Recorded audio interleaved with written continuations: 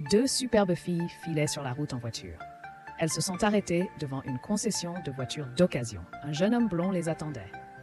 Dès leur sortie de voiture, il les emmenait à l'intérieur pour leur montrer la vieille Mercedes dont elles avaient parlé. Les filles semblaient innocentes, mais elles mettaient secrètement en œuvre un grand plan. La fille en blazer blanc s'estanquille de l'origine de la voiture, se demandant comment elle pouvait être si récente et si bon marché. La fille à la robe fleurie a demandé si la voiture avait été refaite. Elles l'ont pressé, le forçant à révéler que le propriétaire avait acheté la Mercedes lors d'une vente aux enchères clandestine. L'intérieur est incroyable. Les filles ont convenu d'un prix et ont payé comptant sur le champ. Le type blond a senti large et a voulu en prendre une part. Mais la voiture n'a pas démarré lorsque la fille en blazer blanc a essayé de la mettre en marche. Le type blond a immédiatement reculé et a essayé de les convaincre de regarder une autre voiture. Mais elle a vu son bluff. La concession a utilisé une belle voiture pour amener les clients à accepter un prix élevé, mais raisonnable.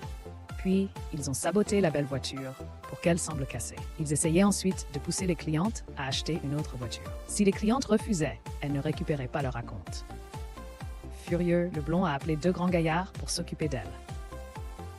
Pendant ce temps, à l'intérieur, le propriétaire du garage s'apprêtait à manger des pizzas avec son équipe lorsque John O, de la compagnie d'assurance, est arrivé. Le propriétaire a refusé de le recevoir car il craignait que ses nouilles aux haricots noirs refroidissent et perdent de leur saveur. Il a dit à John O d'attendre. Dehors, le blond, heureux de pouvoir enfin se venger des filles, a dit aux deux grands gaillards de les attraper. Mais ce sont eux qui se sont retrouvés attrapés. Il s'est avéré qu'ils étaient tous les quatre une équipe. Puis, toute l'équipe a fait irruption dans le bureau du propriétaire. Ils se sont présentés. C'est la TCI. Nous arrêtons les fraudeurs automobiles et les criminels de la route. Dès que la TCI eut terminé sa présentation, le grand patron Joe dit à ses hommes de saisir les filles. Min n'avait peur de personne. Elle a arraché sa perruque et a sauté sur la table, assénant un coup de pied droit au visage du grand patron Joe. Zhang, dans sa robe fleurie, ne reculait pas non plus. Elle tourna sur elle-même plusieurs fois et envoya quelques hommes s'écraser au sol.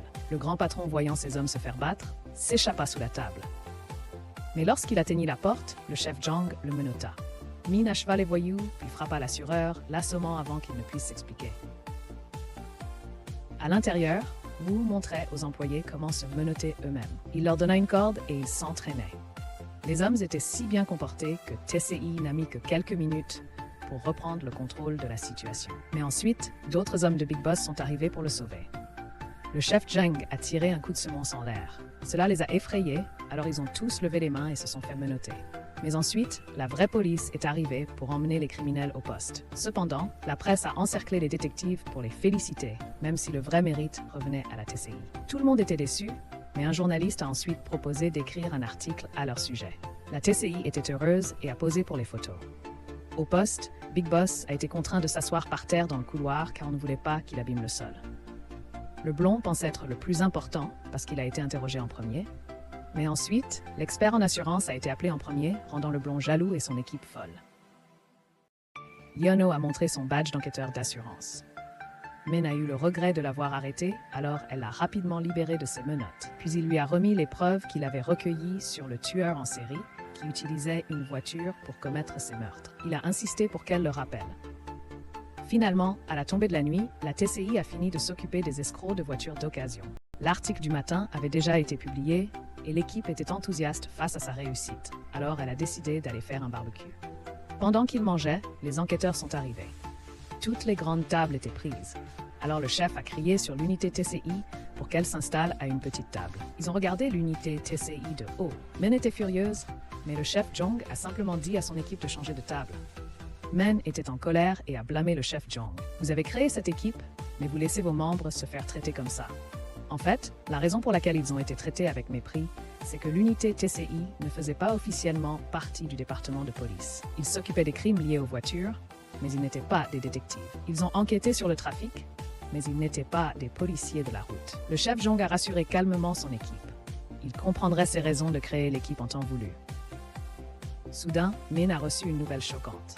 Sa grand-mère était décédée. C'était si soudain qu'elle a paniqué et s'est immédiatement rendue à la chambre funéraire. Elle a embrassé sa cousine et s'est assise pour parler avec son père. Elle a appris qu'un chômeur avait accidentellement percuté sa grand-mère. Son père a décidé de ne pas porter plainte et n'a accepté qu'une faible compensation. Mais Yono était là. Min est allé le voir paniquer et lui a demandé, il lui a dit Tu n'as pas lu les documents que je t'ai donnés. Ceci a poussé Min à feuilleter immédiatement le dossier. Elle a découvert qu'il s'agissait d'une enquête sur l'accident de sa grand-mère. L'auteur était nommé Okyu. Il avait percuté 4 personnes âgées, en tuant 3 et en blessant grièvement la 4e. Il ne s'est jamais fait prendre. Il ne ciblait que des personnes âgées vivant seules. Après les accidents, il a été pardonné par les familles des victimes car il était pauvre. Mais ensuite, il a reçu beaucoup d'argent d'assurance. Il souscrivait une assurance conducteur, tuait délibérément des gens pour obtenir l'argent, puis dédommageait les familles des victimes avec une petite partie de celui-ci. C'est pourquoi la compagnie d'assurance enquêtait sur lui. En entendant cela, le chef Jung était furieux. Il a immédiatement ordonné à son équipe de rassembler des preuves. Lui et Min sont allés voir la vieille dame qui avait miraculeusement survécu. Son fils était agacé par sa mère distraite. Il a dit qu'elle avait été renversée par une voiture parce qu'elle ne faisait pas attention au marquage au sol. Il n'a accepté que 4 millions de won d'indemnisation et a laissé le conducteur partir. Pendant ce temps, Yeon-ho était allé voir la famille de la première victime. La nièce ne se souciait guère de la mort de sa tante. Elle a dit que sa tante avait blessé sa fille auparavant, donc lorsqu'elle est décédée, elle a été soulagée. Elle a accepté un faible montant d'indemnisation et a également laissé le conducteur partir. Lorsque Min et le chef sont allés chercher la famille de la deuxième victime, Yeon-ho était déjà là. Ils ont dû attendre. Le fils de la victime travaillait loin. Il a dit que la route était étroite et que sa mère avait eu un accident. Ils étaient tous pauvres, alors il n'a pas porté plainte. À ce moment-là, Yeon-ho et Min ont tous deux réalisé que le chauffeur avait profité de leur compassion pour s'en tirer. Lorsque Min et le chef sont allés chercher le chauffeur, il s'est montré très affligé et plein de remords. Lorsque le chef Jung lui a demandé « Vous avez percuté 4 personnes en 2 ans. Il est impossible d'être aussi négligent. » Tremblant, il a dit « Je dois être possédé. » Il avait l'air terrifié. Yeon-ho était assis à proximité et a écouté l'interrogatoire. Cette nuit-là, il s'est rendu sur les lieux de l'accident de la grand-mère de Min pour enquêter. Il a failli la percuter.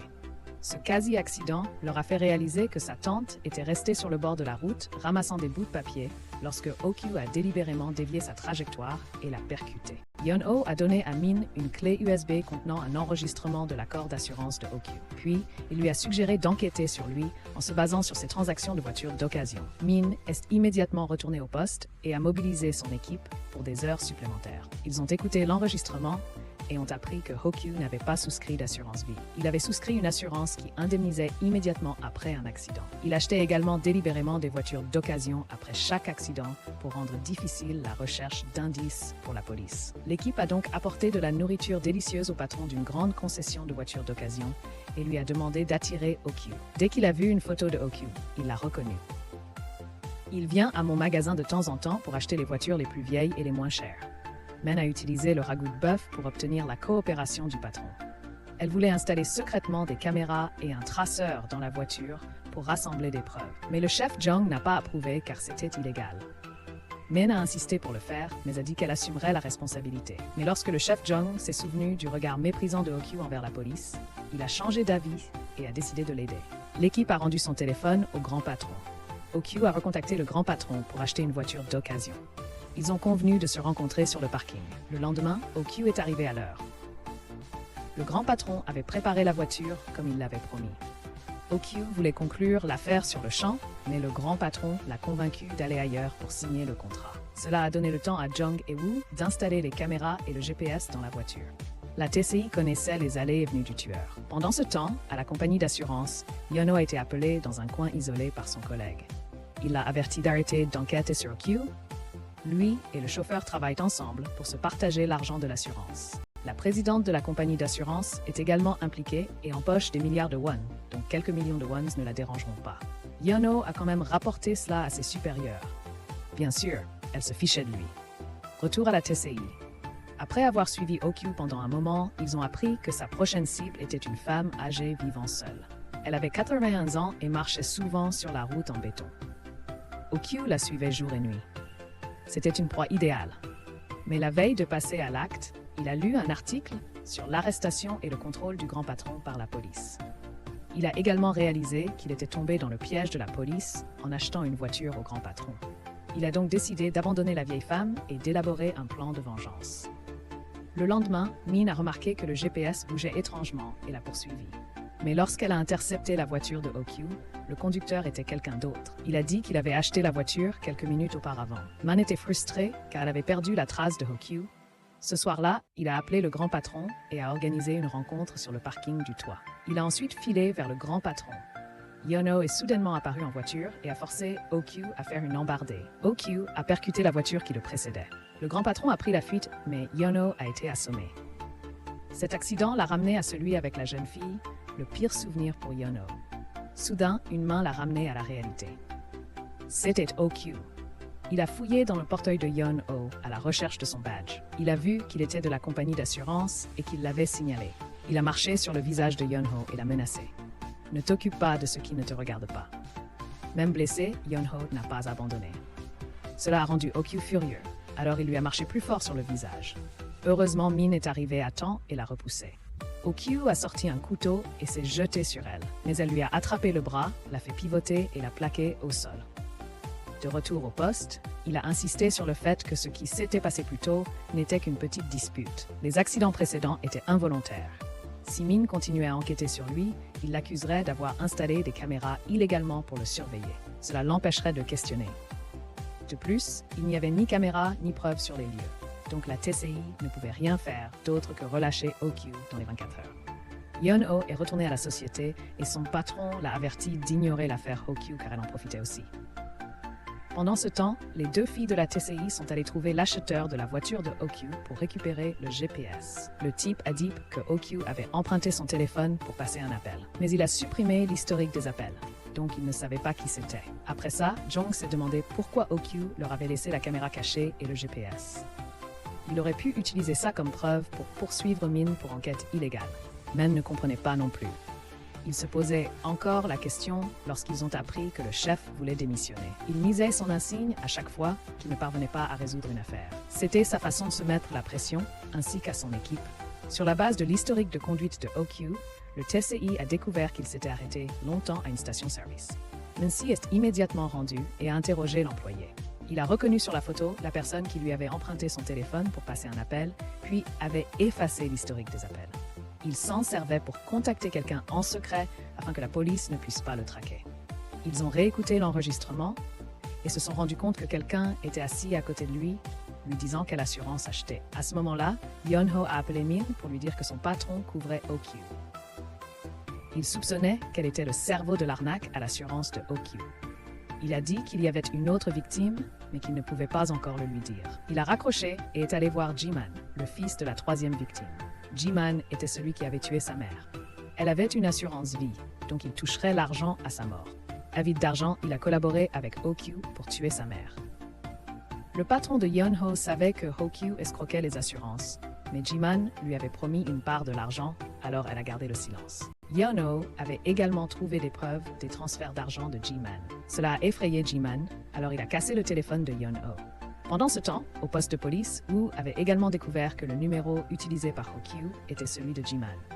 Toute l'équipe s'est rendue sur son lieu de travail. Il a verrouillé la porte pour empêcher Yeon-ho d'entrer et a cassé son téléphone pour couper sa communication avec TCI. Ji-man a finalement avoué avoir collaboré avec OQ pour provoquer les accidents des 4 femmes âgées. Ensuite, OQ a tué la mère de Ji-man pour éviter tout soupçon. Il voulait utiliser l'argent de son assurance vie pour créer une entreprise et s'enrichir. Mais maintenant, Yeon-ho a tout découvert et Ji-man est acculé. Il a dû incendier tout son magasin pour tuer Yeon-ho. Les deux hommes se sont disputés le briquet. Finalement, Ji-man l'a eu. Mais avant qu'il ne le jette, Yeon-ho a réussi à s'échapper. Ji-man était entièrement consumé par les flammes. Les pompiers sont arrivés à temps pour éteindre l'incendie. Il avait échappé de justesse à la mort. Yeon-ho a remis à Min l'enregistrement des aveux de Ji-man et est parti discrètement. Min et le chef se sont rendus à l'hôpital. Ji-man, entièrement bandé à cause des brûlures, a tenté de rejeter la faute sur quelqu'un d'autre. Min a passé l'enregistrement, ne lui laissant aucun moyen de le nier. Désormais, son argent d'assurance lui serait confisqué. Il devrait payer ses frais d'hôpital car il s'était intentionnellement blessé. Et il irait en prison pour meurtre. C'était une punition appropriée pour cet assassin impie. Ces preuves ont condamné Ji-man et ont permis d'arrêter OQ. Il n'avait d'autre choix que d'avouer. Le président de l'assurance a également été arrêté peu après. La TCI a résolu cette grosse affaire, forçant le surintendant à rendre personnellement son insigne de police au chef Jong et à reconnaître le talent du reste de l'équipe. La position de l'équipe était consolidée. Quant à Yeon-ho, il est allé rendre visite à la jeune fille qu'il avait accidentellement percutée 10 ans auparavant. Il s'est avéré que c'était la raison pour laquelle il détestait les personnes responsables d'accidents de voiture. En parlant avec la famille de la jeune fille, il a appris qu'il lui avait pardonné depuis longtemps. Il a dit qu'il voulait quitter son emploi actuel et reprendre son ancien travail. M. Kim a été choqué. Un an plus tard, TCI était de retour dans leur restaurant de barbecue préféré. Ils ont rencontré Yeon-ho un week-end. Min est allé le saluer. À ce moment-là, le chef Jung est entré. C'était le nouveau et plus choquant encore. Yeon-ho était le nouveau membre de l'équipe. C'était le travail que Yeon-ho voulait faire. Retour à la réalité. Une nuit, une voiture a filé à toute vitesse dans un tunnel désert. Elle s'est encastrée dans le mur. Le lendemain, le TCI a reçu un rapport sur l'accident. Ils se sont rendus sur les lieux pour découvrir que l'accident de voiture impliquait le surintendant et Yeon-ho. Yeon-ho avait percuté l'arrière de la voiture du surintendant avec son vélo. L'impact a mis le surintendant en colère. Il a exigé qu'une policière s'en occupe. Mais après avoir écouté son analyse, il a réalisé qu'il avait tort. Il était boudeur et a demandé à Min de le défendre. Cependant, son raisonnement a augmenté la responsabilité du surintendant de 5%. Yeon-ho a alors pris la parole. C'est le surintendant qui a mal garé sa voiture. Il m'a percuté. Donc il est responsable à 8,5% et je ne suis responsable qu'à 1,5%. Aussitôt après avoir fini de parler, il a appelé la police. Cela a donné un sacré mal de tête au surintendant et à tous les autres. Un peu plus tard, TCI a reçu des nouvelles concernant l'accident dans le tunnel. Ils s'y sont rendus et ont vu la voiture toujours sur les lieux. Le conducteur, paniqué, leur a dit « Hier, une femme en blanc a bloqué la route. J'ai dû éviter ?» En voyant son visage ivre, tout le monde a compris. Ils l'ont traîné dehors pour un alcotest. Yeon-ho a senti quelque chose clochait, alors il a fait attention aux plantes autour du tunnel. Au poste de police, le commissaire était toujours en colère contre Yeon-ho. Mais ses collègues lui ont confié un secret. C'est le fils du directeur, alors ne vous mêlez pas à lui. Profitez-en plutôt pour vous lier d'amitié avec lui. Cela a donné un mal de tête au surintendant. Il a invité TCI à dîner et a essayé de s'asseoir à côté de Yeon-ho. Mais Yeon-ho était froid et indifférent. Le surintendant lui a versé un verre, mais il a recouvert son verre. Le surintendant a essayé de discuter, mais il est resté silencieux. Le surintendant lui a offert de la viande, mais Yeon-ho n'a pas mangé. TCI a réalisé que le surintendant essayait de se lier d'amitié avec Yeon-ho. Alors, ils lui ont simplement porté un toast en silence. Après la fête, tout le monde est parti avec le surintendant. Mais il a insisté pour embrasser Yeon-ho avant de monter en voiture. Donc, Min, Woo et Yeon-ho rentrent en voiture. Min demande à Yeon-ho pourquoi il n'a pas mangé la viande que le surintendant lui a donnée. Et il répond que c'était du gras, pas de la viande. Ils entrent dans le tunnel quand soudain, une fille en robe blanche court sur la route. Woo panique, freine brusquement et se rabat sur le bas-côté. Secoués, ils sortent de la voiture. Mais la fille a disparu. Yeon-ho réalise que cet endroit correspond à l'endroit où le vieil homme a dit d'avoir vu un fantôme. Il vérifie les images de surveillance et voit clairement la fille en robe blanche. Yeon-ho consulte une liste d'accidents similaires survenus dans le tunnel. Ce n'est pas un cas ordinaire. Min et Woo retournent au tunnel. Ils interrogent les habitants des environs. Ils apprennent que le terrain en face du tunnel était autrefois un cimetière. Il y avait quelques tombes non identifiées dont personne ne s'est occupé, alors ils ont tout rasé. Ils ont construit des maisons, un pont et des égouts. C'est pour ça qu'ils ont eu autant d'accidents. Plus personne ne trouve ça étrange. Pendant ce temps, Ying-ho et Yeon vont trouver le vieil homme pour lui demander sa caméra embarquée. Le vieil homme était terrifié. Il a dit que le volant avait tourné tout seul. Il n'a pas pu contrôler la voiture.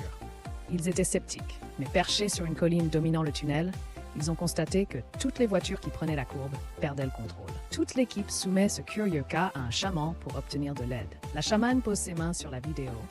Elle agite sa clochette, psalmodie, puis lance un collier de perles. Elle a déclaré que la fille en blanc était un fantôme. Yeon ne croit pas à ces choses, alors il s'en va. Il retourne au poste de police et explique que la construction du tunnel a rétréci la route. C'est pourquoi les voitures ont du mal à négocier les virages serrés. Ils pensent que la femme en blanc est un faux. Ensuite, Yeon-ho et son équipe sortent inspecter la qualité de la route. Après avoir examiné les données, Yeon-ho est certain que les accidents sont causés par la route étroite et glissante. Les pneus dérapent facilement, surtout lorsqu'il pleut. Min prépare une embuscade devant le tunnel. Elle est déterminée à attraper le faux fantôme. Elle est assise dans la voiture, attendant. Soudain, la figure blanche réapparaît. Ça se rapproche de la voiture.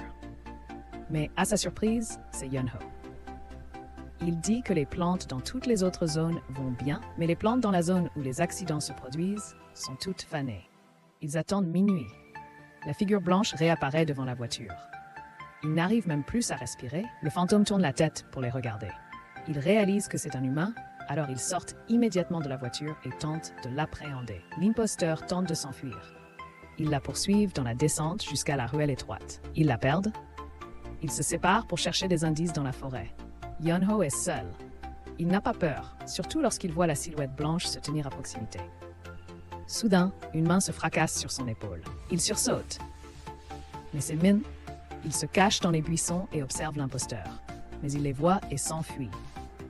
Ils la poursuivent. Elle les conduit à la maison de retraite. Ils sont entrés et ont demandé au personnel « Y a-t-il des patients qui portent souvent des vêtements blancs et se promènent ?» Le personnel a répondu « Madame Kang au centre porte souvent des vêtements blancs et s'échappe la nuit pour chercher son mari décédé. » Min a demandé à l'infirmière de vérifier à nouveau la chambre de Madame Kang. Ils pensaient qu'elle avait pu s'échapper en douce, mais la réponse qu'ils ont obtenue les a glacés. Elle est morte il y a 1 an. De retour au poste de police, ils ont appris que le premier accident dans le tunnel avait été causé par un chauffeur ayant pris Madame Kang dans sa robe blanche pour un fantôme. Il s'avère que Madame Kang était la première victime. En regardant la photo du chauffeur, Min l'a reconnu. Il travaillait comme dépanneur dans le tunnel. Cela signifie que depuis le premier accident, il avait inventé d'autres faux accidents. Il utilisait son entreprise de dépannage pour gagner de l'argent. Plus tard, la TCI a appris qu'il avait agressé et grièvement blessé d'autres dépanneurs pour monopoliser le marché. Personne n'osait le signaler car il faisait partie d'un groupe criminel organisé qui utilisait la violence pour faire taire les gens. Les 3 chefs étaient le chauffeur, l'homme en chemise jaune, le concessionnaire automobile et l'homme aux lunettes, le grand patron. Ils agressaient des gens pour obtenir de l'argent d'assurance auto, puis utilisaient cet argent pour jouer et réaliser des profits. Mais ils n'ont pas encore été arrêtés par la police. De retour au poste de police, Yun-ho a dénoncé le surintendant pour avoir accaparé le parking public. Le surintendant n'était pas en colère et a volontairement démonté son parking.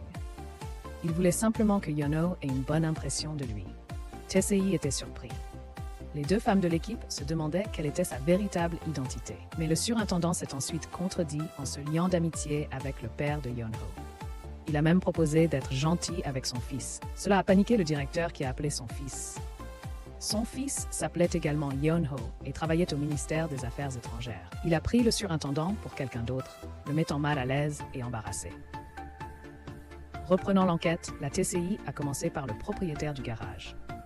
Toutes les voitures que le chauffeur de dépanneuse avait remorquées étaient amenées à l'atelier pour réparation. Il travaillait avec le grand patron qui louait des voitures aux conducteurs accidentés jusqu'à la réparation de leurs véhicules à l'atelier.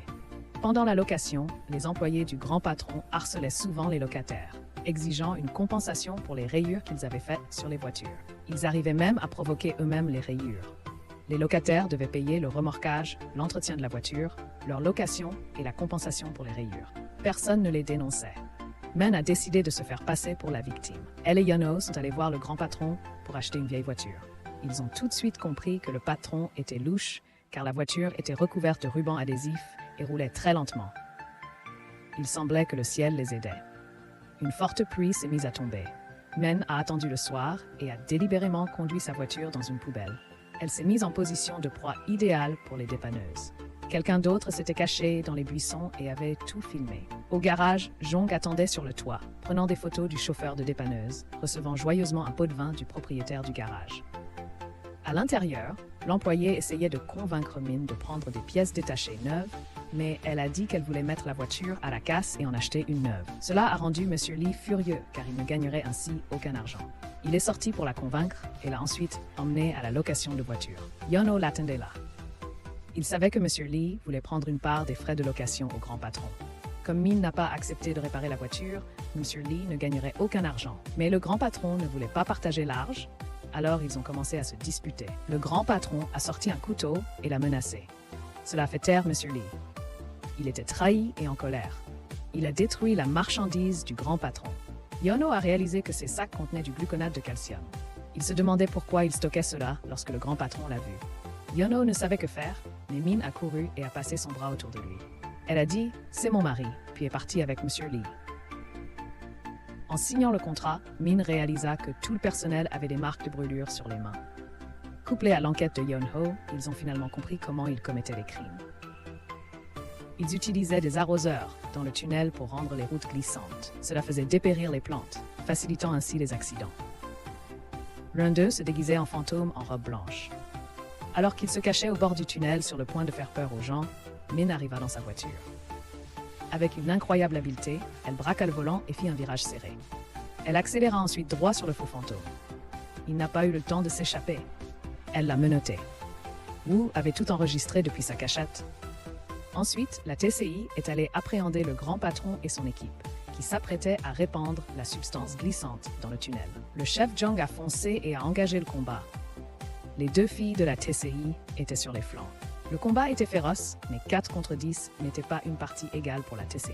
Men a continué à asséner ses coups de pied et ses rotations impressionnantes, mettant les ennemis hors de combat dès le premier coup. Woo les a rassemblés pour que Yeon-ho puisse les menotter avec des attaches en plastique. Au bout de quelques minutes, TCI a gagné. Ils ont emmené les escrocs au poste de police. Une fois qu'ils eurent terminé, Min a proposé à Yeon-ho de la ramener en taxi, celui de son père. Dans la voiture, elle s'est endormie. Le père de Min le lui a dit. Ce taxi, c'est comme une deuxième maison pour ma fille. Elle a perdu sa mère lorsqu'elle était petite. Min a grandi avec ce taxi et ceux qui l'ont précédé. Yeon-ho comprit pourquoi Min aimait tant cette vieille voiture. Il dit « Si jamais tu te sens seul, rentre à la maison avec ma fille.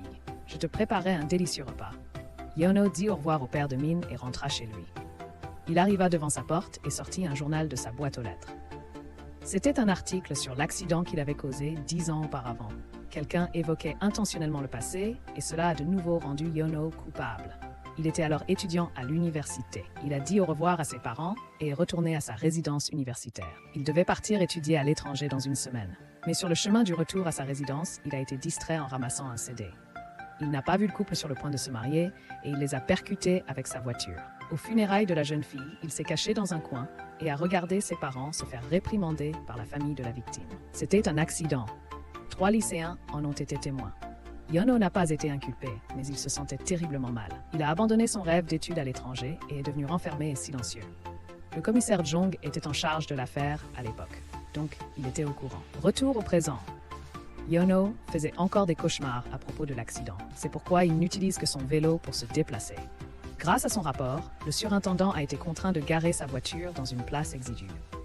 C'est pourquoi le surintendant était si en colère. Aujourd'hui, la TCI s'est vue assigner une nouvelle affaire. Une femme a soudainement sauté d'une voiture. C'était la secrétaire Kim. Le conducteur était Young.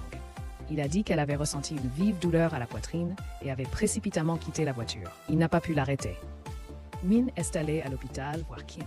Le médecin a dit qu'elle avait une hémorragie interne et qu'elle était toujours inconsciente. La mère de Kim a insisté sur le fait que sa fille n'avait aucun problème respiratoire. Elle a dit que Young était le fils du directeur. Elle savait que c'était un tyran qui battait souvent ses employés.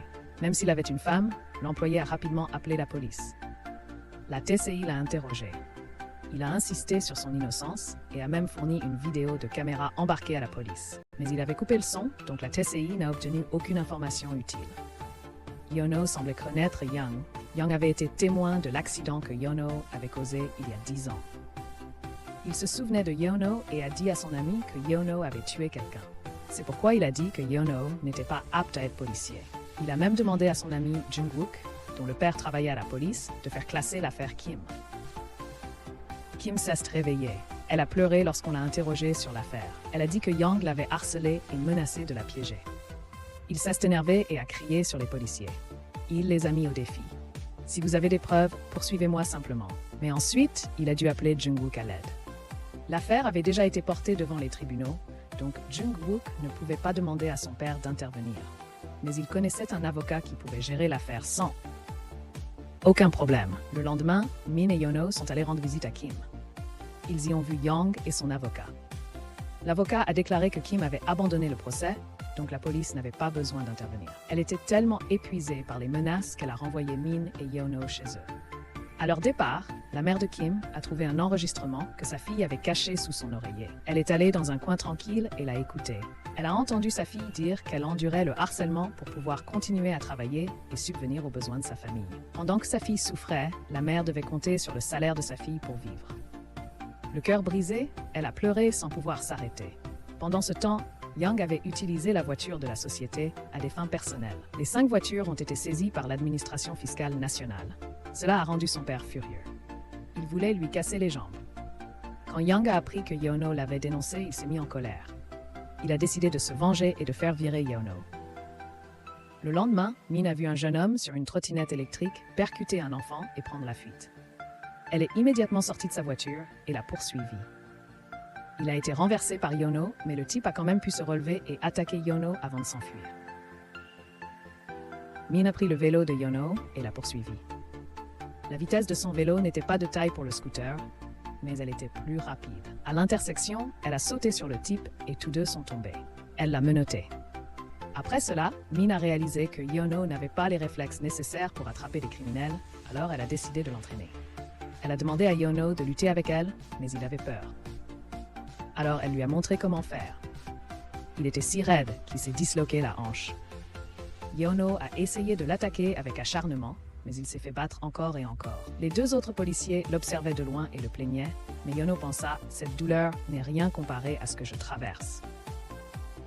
Men a eu une nouvelle affaire. Un conducteur ivre a renversé un piéton et a pris la fuite.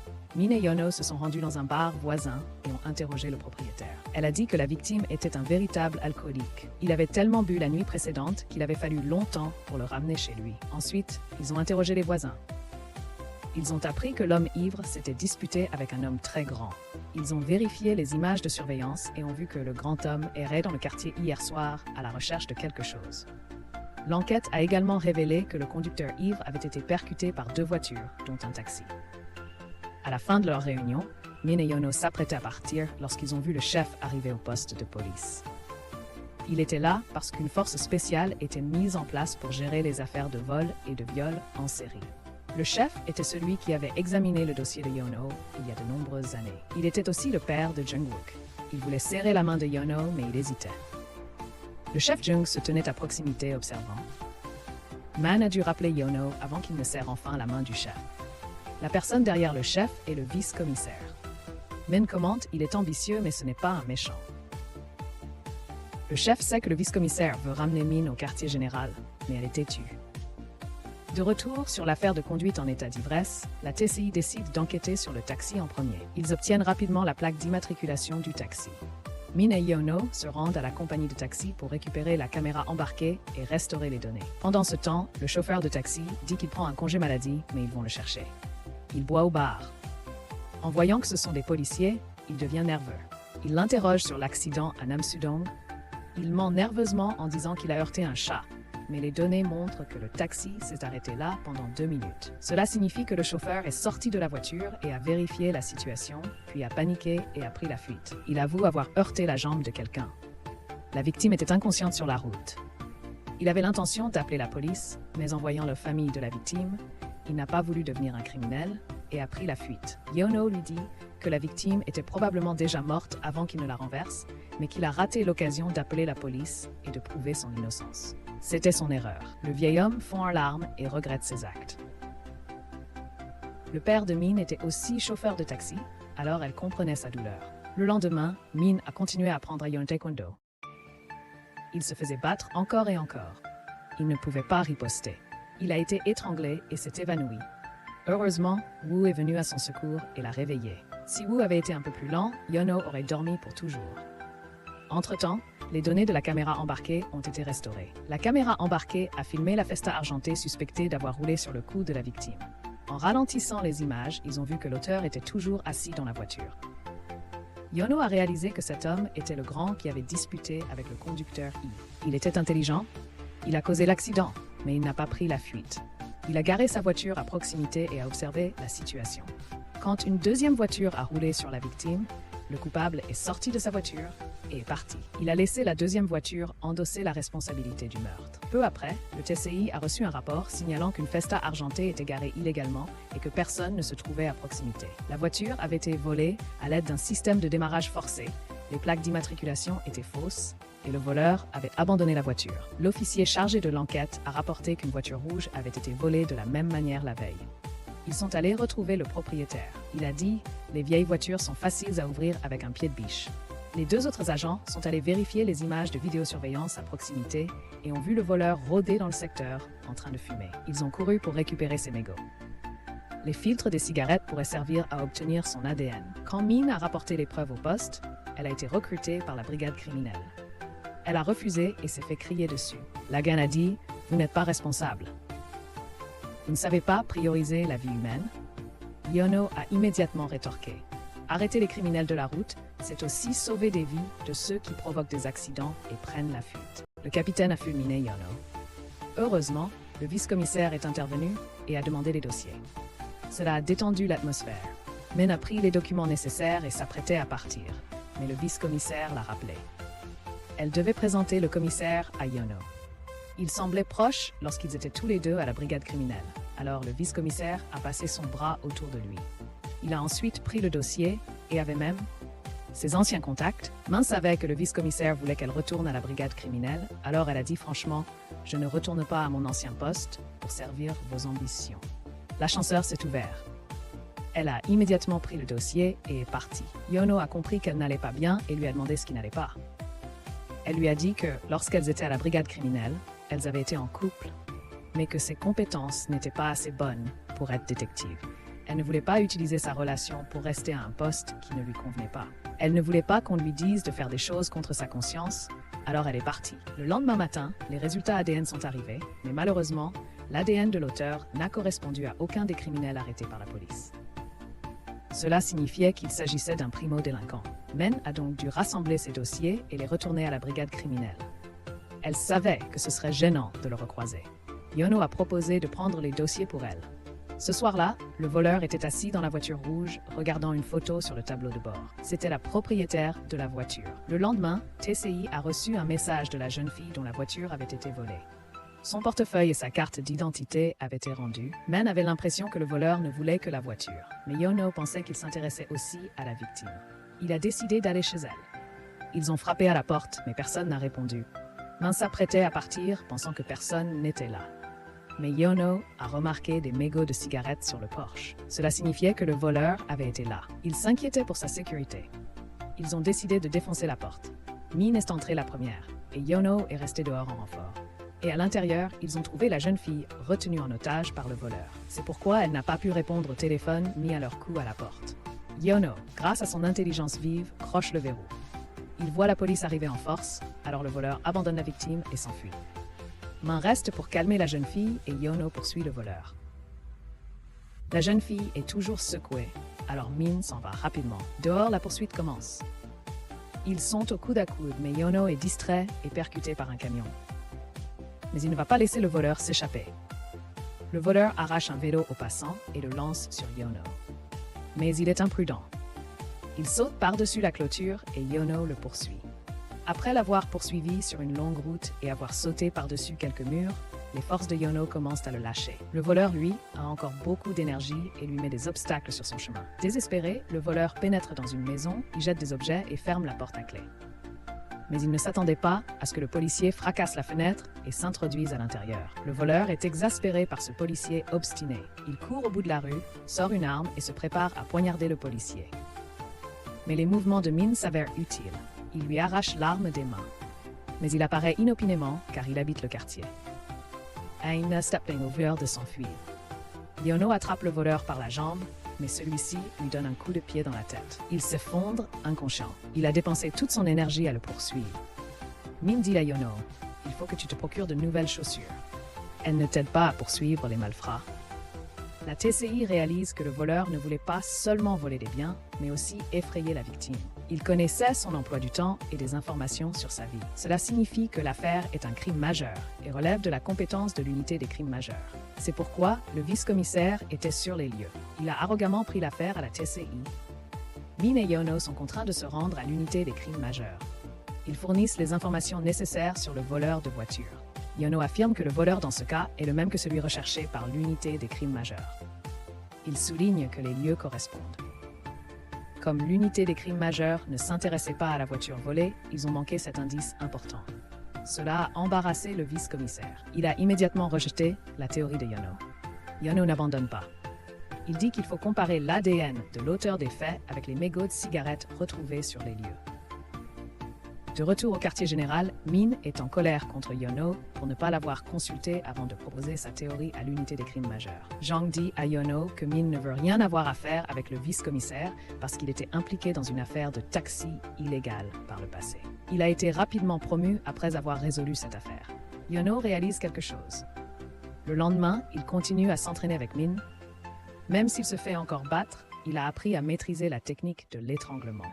Min l'entraîne pour qu'il puisse se protéger. Il n'est pas censé être la victime. Elle ne veut pas qu'il soit responsable de la fuite du voleur. Pendant ce temps, le chef retourne à son bureau et trouve un article de journal sur l'accident que Yono a causé il y a des années. Il était en charge de cette affaire. Le chef était furieux et a dit à son fils d'aller trouver la personne qu'il pensait être à l'origine des messages menaçants. Son fils et Yang sont allés au parking des conteneurs pour chercher le chauffeur nommé Han. Il s'est avéré que tous les trois étaient amis et témoins de l'accident causé par Yono. C'est pourquoi Han est suspecté d'utiliser ces informations pour faire chanter le chef. Mais Han a nié. Je viens juste de prendre de l'argent aux riches pour témoigner en leur faveur. Je ne suis qu'un témoin. Ce n'était pas de ma faute. Pour une raison quelconque, le chef était aussi impliqué dans l'étouffement de l'affaire. Il l'a enterré pour toujours. Jungwook est monté dans la voiture de Han et a trouvé une bouteille de bière encore à moitié pleine. Il a brisé la bouteille contre un mur et a menacé son vieil ami. Ferme ta gueule là-dessus. Ne dis rien à personne. On était humilié et en colère. Il a ressorti la vieille affaire. Il a dit « La fille était encore en vie quand Yono l'a frappée. Mais Jungwook et Yang l'ont tuée. C'est pourquoi le chef a classé l'affaire si rapidement. Jungwook sursauta. Il a frappé Han au visage. Puis il a asséné quelques coups de pied rageurs avant de partir. On s'est fait tabasser, mais il n'a osé se défendre. Il est remonté en voiture, a regardé le journal et a ri de manière maniaque. Le lendemain, la rumeur selon laquelle Yeon-ho avait frappé et tué la jeune fille s'est répandue dans tout le commissariat. Les gens parlaient de lui, disant qu'il ne méritait pas d'être inspecteur. Min s'inquiétait pour sa santé mentale. Elle savait qu'il allait devoir affronter tout cela. Pendant ce temps, le chef Jung essayait de protéger Yeon-ho contre le surintendant. Le surintendant a pensé qu'un délinquant routier ne peut pas travailler au service de la circulation. Cela inquiéterait le public, mais le chef Jung a rétorqué « C'est moi qui l'ai engagé. Je suis responsable de mon subordonné. » À leur retour au service, il n'a rien dit au sujet de l'affaire Yeon-ho. Il a plutôt confié à Yeon-ho la tâche de vérifier l'ADN du voleur de voiture. Il ne correspondait pas à l'ADN des criminels déjà arrêtés par la brigade criminelle. Cela a mis Min et Yeon-ho dans une mauvaise posture. Le chef n'a pas réprimandé Yeon-ho pour sa mauvaise supposition. Au contraire, il l'a encouragé à continuer à travailler dur. Le subordonné du vice-commissaire lui a rapporté avoir trouvé un autre jeu d'empreintes digitales sur le pied de biche du voleur de voiture. Il pensa, peut-être que ce sont les empreintes digitales du véritable coupable et non celles des mégots de cigarettes. Nous devons effectuer une autre analyse ADN. La TCI a été obligée de recommencer l'enquête à zéro en se concentrant sur les suspects ayant volé la voiture rouge. Ce soir-là, ils ont retrouvé la voiture rouge. Elle était entièrement nettoyée. La caméra embarquée avait été retirée. Yeon-ho a trouvé un talon aiguille dans la voiture. Mais Min a dit « C'est probablement juste quelque chose que la femme qui travaillait là a utilisé pour se défendre. » De retour au quartier général, Min a trouvé une affaire similaire. La caméra embarquée avait été volée et il y avait beaucoup d'objets utilisés pour l'autodéfense dans la voiture. Le lendemain, ils sont allés chercher la victime, Moon. Ils voulaient l'interroger sur l'affaire, mais elle a refusé de parler. Elle surveillait attentivement son mari à l'étage. Ensuite, elle a appelé Min dans la voiture et lui a dit qu'elle voulait lui parler en privé. Elle ne voulait pas parler de l'affaire. C'était un souvenir douloureux pour elle. Alors, Min lui a donné sa carte de visite et lui a demandé de l'appeler si elle changeait d'avis. Min et Yeon-ho ont tous deux senti que le violeur présentait de nombreuses similitudes avec le voleur de voiture. Alors pourquoi l'ADN ne correspondait-il pas? Il ne savait pas que le vice-commissaire avait reçu un rapport indiquant que l'ADN sur le pied de biche correspondait à celui du harceleur. Mais il a dit à son subordonné de garder le secret. Il est ensuite allé voir le chef pour lui demander la barre à Min. Le chef a dit que l'ADN appartenait à un type qui avait été en prison. Le vice-commissaire est immédiatement retourné et a dit à son subordonné « Donnez-moi la liste des voleurs de voitures qui ont été en prison ». Le chef a envoyé quelqu'un pour enquêter sur le journaliste. Il a découvert que c'était Yang. Ce type a publié cet article sur l'ancienne affaire de Yeon-ho juste parce qu'il le déteste. Le chef l'a averti « Ne fais rien de stupide. Je dois me concentrer sur la découverte de l'identité de celui qui m'a envoyé les messages menaçants. » Pendant ce temps, la brigade criminelle interrogeait Yeon-ho. Il craignait que les accidents qu'il avait causés par le passé ne l'aient rendu psychologiquement instable et qu'il ne puisse plus être policier de la route. Ses collègues étaient vraiment inquiets pour lui, mais ils croyaient qu'il pourrait surmonter cela. En attendant Yono, Jung a appelé la police scientifique pour s'enquérir des résultats de l'analyse ADN. Ils ont découvert la vérité. Min était furieuse. Elle prit le rapport ADN, qui indiquait une correspondance à 100%, et elle a confronté le vice-commissaire. La vérité était indéniable. Le vice-commissaire ne pouvait le nier. Toute l'unité des crimes majeurs a été choquée. Ils ont pensé que ce vice-commissaire était ambitieux et voulait voler le mérite de l'affaire à Yono. Il faut l'arrêter. Ils ont décidé de confier l'affaire à l'unité des crimes majeurs. La TCI était triste. Ils avaient travaillé si dur sur cette affaire. Alors que tous regrettaient leurs efforts, Min a reçu un appel de Moon. Elle a avoué avoir été agressée par le voleur de voiture. Elle était gênée et inquiète de ce que les gens pourraient dire. Alors elle est restée silencieuse pendant des mois. Le type ressemblait beaucoup au suspect que Min enquêtait. Mais il était maintenant sous la surveillance de la brigade criminelle. À ce moment-là, Yono avait été libéré. Son évaluation psychologique a montré qu'il pouvait continuer à travailler comme policier. Il est retourné à son bureau, mais tout le monde était parti. Sur son bureau, il vit une paire de chaussures. Min les lui avait données. Il se sentit réconforté. Un peu plus tard, Min revint. Elle vit Yono portant les chaussures. Elle rit. Elle dit « Tu avais raison ». Le voleur est la même personne. Yono fut surpris. Il pensa « Peut-être que le voleur va s'en prendre à la première fille maintenant ». Min courut immédiatement au service des crimes majeurs et demanda des renforts. Tout le regardait toujours. Mais cette fois, le service des crimes majeurs avait confiance en l'UCT. Ils ont trouvé le voleur en train de fumer devant la maison de la fille. Il s'apprêtait à commettre un autre crime. Il monta rapidement les escaliers et la police était dans une course contre la montre. Yono était inquiet pour la victime. Il s'est donc rendu en voiture chez elle en premier. Cependant, son traumatisme passé l'empêchait de maîtriser le volant. Il a failli provoquer un accident. À cet instant, les mots d'encouragement de Min lui ont donné de la force. Il a accéléré et est parti à toute vitesse.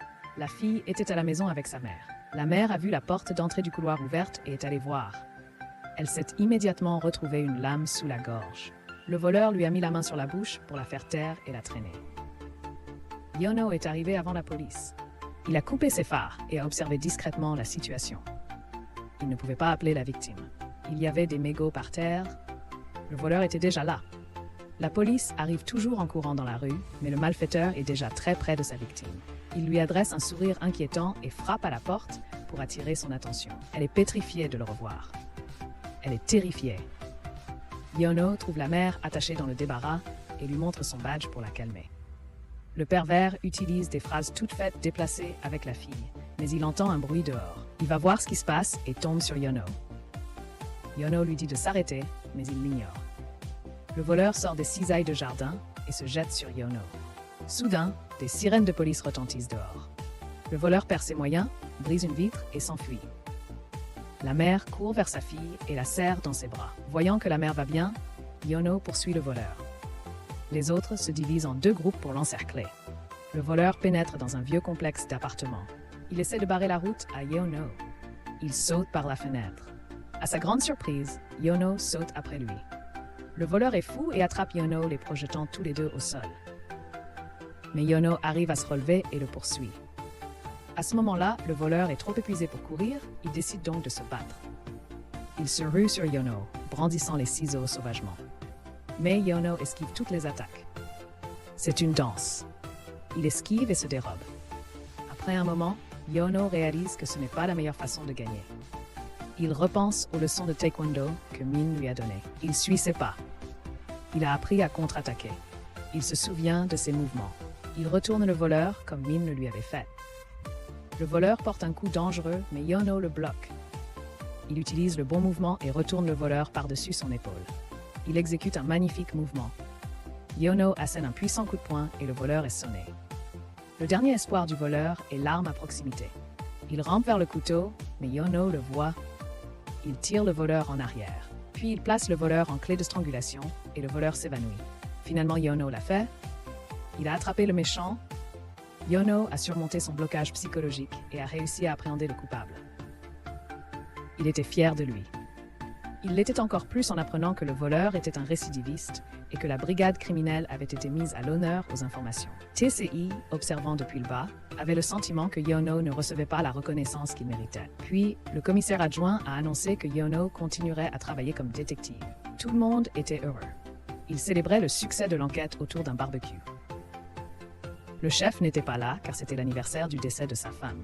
Min a dit à Yono que la femme du chef Jung est morte dans un accident de voiture.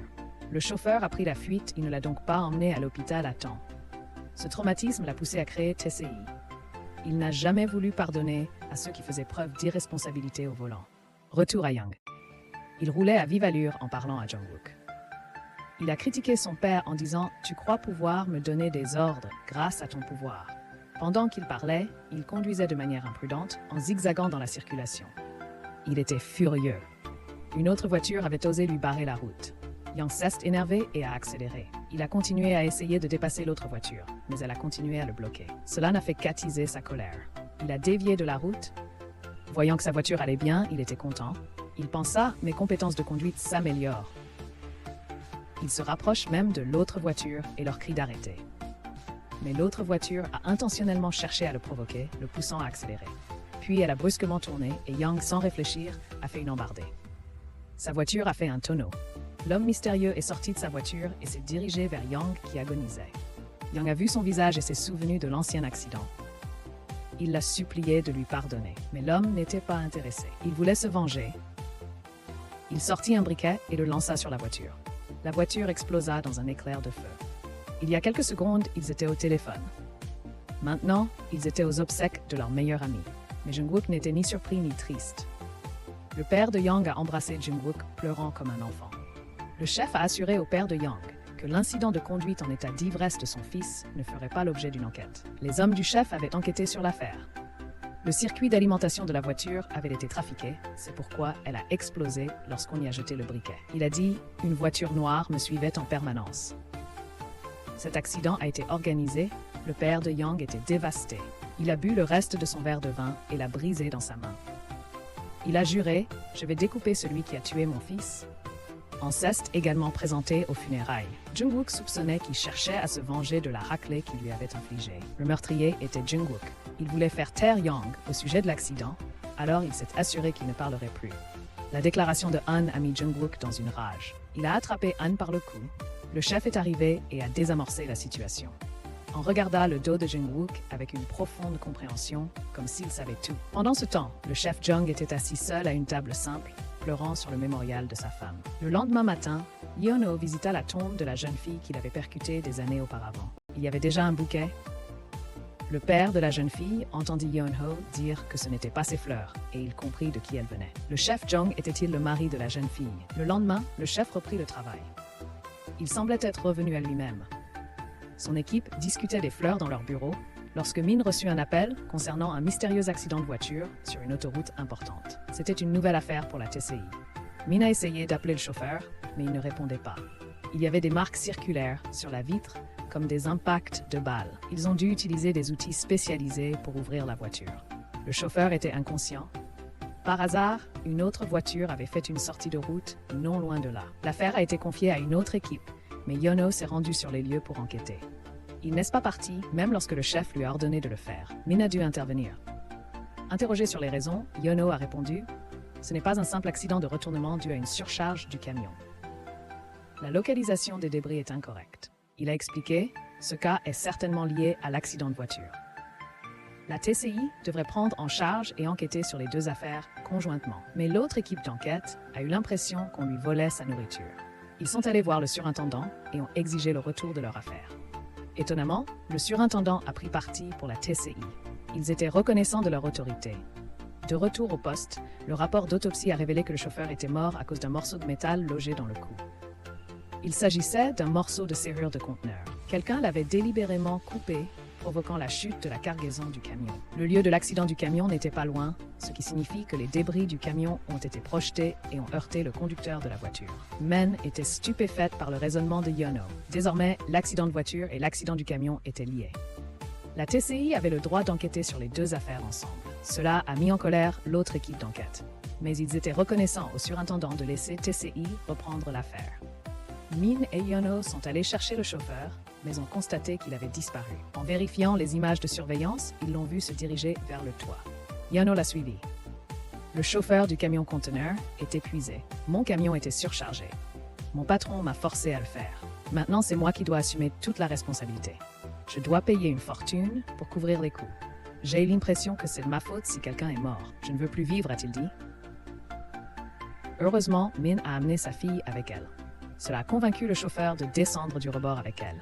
Quand il s'est calmé, Min a dit « Quelqu'un a délibérément coupé le verrou du conteneur. Cet accident était intentionnel. Si nous enquêtons correctement, vous serez blanchis. » Il s'est senti soulagé et a commencé à faire confiance à la police. Il a dit « Je conduisais mon camion-citerne jusqu'à l'aire de repos pour faire une pause. En revenant, quelqu'un était assis dans la voiture que je conduisais. Je me suis énervé et je l'ai sorti. On s'est battu. » Min et Yono sont allés chercher le cuisinier. Il a nié, disant qu'il était rentré chez lui ce soir-là. Mais les images ont montré qu'il n'était rentré qu'à 4 heures du matin. Il ne voulait pas dire la vérité, mais ensuite le responsable est intervenu. Ils avaient un rendez-vous ce soir-là. Ils ont vérifié la caméra embarquée du responsable et ont vu qu'ils avaient passé la nuit ensemble dans la voiture. Ils étaient nouveaux, donc ils ne voulaient pas que personne le sache. Après avoir éclairci le malentendu, le cuisinier a raconté cela à Min. Ce soir-là, ma petite amie et moi avons vu un homme étrange s'approcher furtivement du conteneur. Il avait un outil de coupe et portait un chapeau vert. Une minute plus tard, il est sorti et est allé à l'aire de repos pour routier. Min et Yono sont allés vérifier. Min a vérifié la liste des conducteurs et Yono est entré dans l'aire de repos. Mais ils n'ont pas pu identifier le suspect. De retour au poste, ils n'avaient aucune preuve. Ils ont décidé de commencer par une liste des conducteurs qui avaient été à l'aire de repos sur la route 15-3. Wu est allé voir le jeune conducteur, passionné par son métier. Il a regardé la photo du chauffeur de camion-citerne. Il l'a reconnu. Je l'ai vu dans les toilettes publiques. Il cherchait querelle à un autre employé. Après sa douche, il est parti avec un chapeau vert. Wu a appelé Min pour lui raconter ce qui s'était passé. Elle a appelé le chauffeur. Il a confirmé qu'il y avait une dispute. Il a ensuite envoyé une photo du chauffeur avec lequel il avait disputé. C'était Han.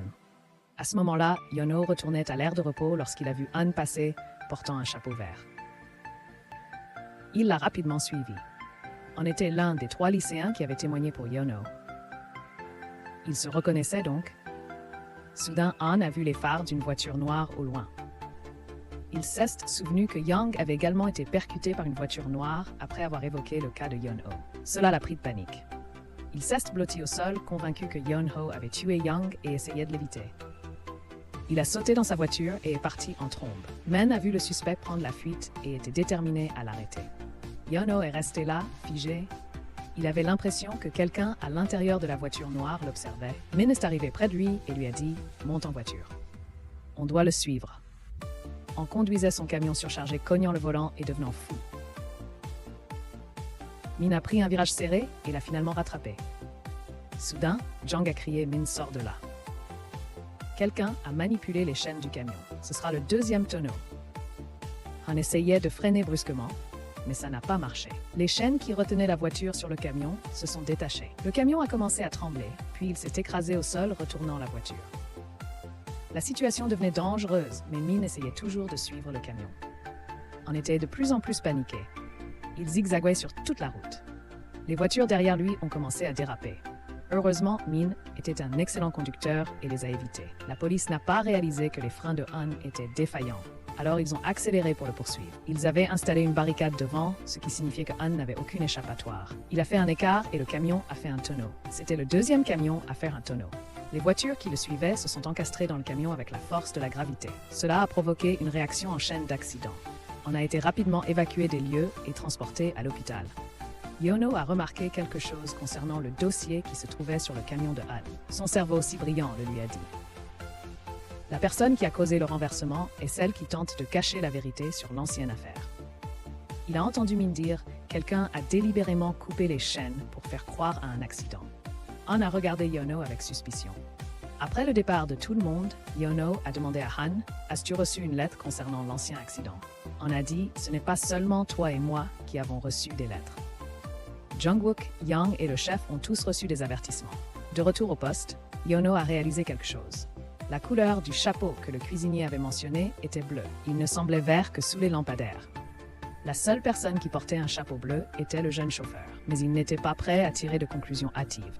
Il y a eu beaucoup de cas similaires où les chaînes de cargaison des conducteurs de camions-conteneurs ont été coupées. Lorsqu'ils les ont tous listés, ils ont constaté que 5 chauffeurs avaient été victimes. Tous les chauffeurs avaient des plaques d'immatriculation commerciale de la même société de logistique. Le chef Jung a soupçonné quelque chose. Cette société embauche des chauffeurs avec des marges bénéficiaires élevées pour vendre leurs plaques d'immatriculation commerciale. Ensuite, ils mettent la pression sur les chauffeurs accidentés pour récupérer leurs plaques légales et les revendre à quelqu'un d'autre. Mais lorsque la TCI est allée interroger les victimes sur l'accident, elle semblait cacher quelque chose. Jung et Wu sont allés voir le propriétaire de la société. Il était très amical et a insisté « Je ne vends des plaques d'immatriculation commerciale qu'aux chauffeurs. Je n'utilise aucune astuce. » Mais lorsqu'il est entré, Jung a vu un chapeau bleu sur son bureau. Alors, ils ont collé leur oreille contre la porte métallique et ont écouté. Ils ont entendu le jeune chauffeur subir des pressions pour signer un contrat et assumer la responsabilité. Il devait s'associer à la compagnie et conduire des camions surchargés. Mais en cas d'accident, il serait personnellement responsable. Le jeune chauffeur n'était pas d'accord. « Si je ne le fais pas, je ne gagnerai pas d'argent et je ne pourrai pas payer les dettes de ma mère. » Wu lui a dit « Il faut faire attention. Ne signe pas ce contrat. » Entre-temps, la première victime, M. Nam, a raconté son histoire. Lui et ses collègues avaient été trompés par la société et avaient signé des contrats iniques. En cas d'accident, seul le chauffeur devait payer. S'il se plaignait, il serait licencié. Ils perdraient leur emploi et leurs moyens de subsistance. Les chauffeurs ont essayé d'engager un avocat et de poursuivre la société, mais ils ont tous échoué. L'entreprise était puissante et les a intimidés. Ils ont abandonné et ont continué à travailler en silence, sauf un vieux chauffeur qui ne supportait plus l'injustice. Il a brûlé le procès dans sa voiture et s'est suicidé. Après une enquête approfondie, TCI a été choqué de découvrir que le faux chauffeur avait un fils. C'était le jeune chauffeur. Le père de Wu était un chauffeur routier retraité et connaissait le jeune homme. Le jeune chauffeur lui a donné l'adresse où son père était enterré et lui a demandé de rendre visite à son père si quelque chose lui arrivait. Quand Wu et TCI sont allés au cimetière pour retrouver son père, le jeune chauffeur avait disparu. Au milieu de la nuit, il a conduit le camion directement vers l'entreprise de logistique, ciblant la voiture du propriétaire. Il a sorti le propriétaire de sa voiture et a utilisé un tuyau en métal pour déchaîner sa rage sur son père. Si Jong n'était pas arrivé sur sa moto pour l'arrêter, le jeune chauffeur l'aurait tué. Il a essayé de frapper le chauffeur avec le tuyau, mais Jong a pris le contrôle et l'a plaqué au sol. Elle l'a menotté avant qu'il ne puisse bouger. TCI est arrivé. Wu a regardé le jeune homme pitoyable sans voix. C'est lui qui a dû l'interroger. Le jeune homme a avoué. Il a déclaré avoir secrètement provoqué les accidents pour que la police intervienne et enquête sur l'entreprise illégale. Mais il ne pouvait pas attendre qu'il soit pris, alors il a décidé de tuer le propriétaire. Il a même enregistré les preuves du propriétaire, le forçant à signer le contrat illégal. Mais aucun policier ni avocat ne voulait l'aider. Il était toujours plein de colère. Wu lui a montré la dernière conversation entre le chauffeur, sa femme et ses enfants. Le chauffeur a été tué par des débris du camion Ben. Le jeune conducteur a pris conscience de son imprudence et était rempli de regrets. L'affaire de l'accident de retournement, causé par une vengeance personnelle, a été résolue, mais le chef a appelé le chef Jong au poste et lui a demandé de s'occuper du cas de Yang. Je soupçonne que vous ayez provoqué l'accident pour vous venger de l'affaire Yonho d'il y a des années. Le chef a compris les intentions de Jong, mais a simplement accepté ses ordres. Il a repris l'affaire Yang et l'a confiée à son équipe. Yeon-ho a été choqué en apprenant qu'il s'agissait d'un assassinat et a porté une attention particulière aux documents. Le chef l'a remarqué.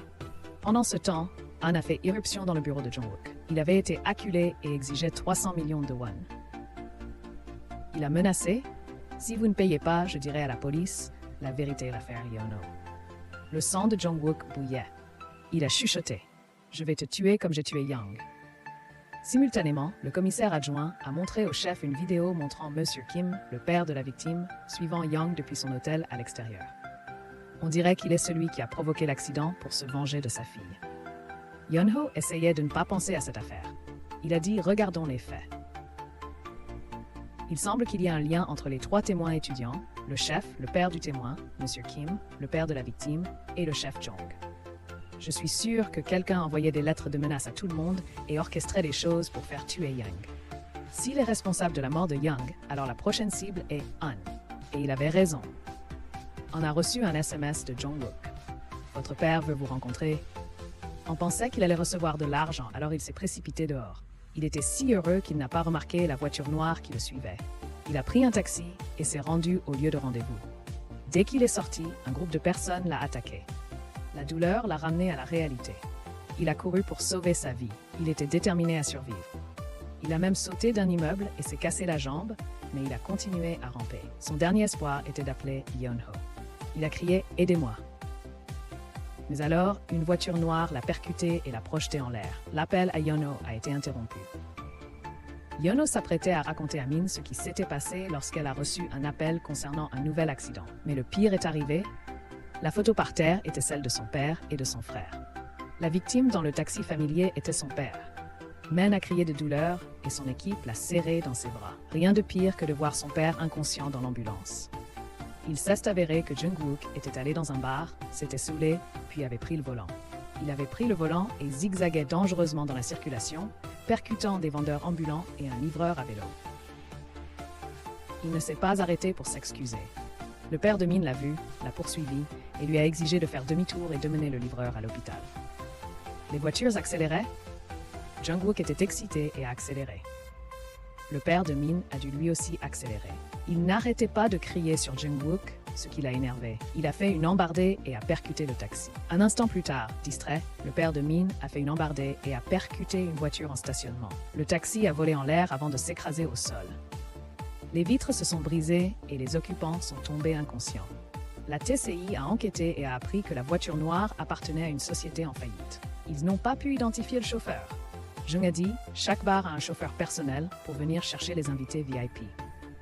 Nous devrions y aller et nous renseigner. Nous trouverons nos indices. Yeon-ho a immédiatement apporté la photo du suspect au propriétaire du club. Elle l'a regardé et a dit « Oh, c'est le petit ami de ma fille.